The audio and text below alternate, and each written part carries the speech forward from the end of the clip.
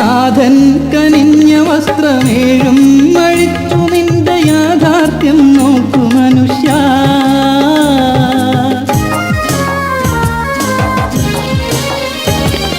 നാഥൻ കനിഞ്ഞ വസ്ത്രമേഴും അഴിച്ചു നിന്റെ യാഥാർത്ഥ്യം നോക്കു മനുഷ്യ.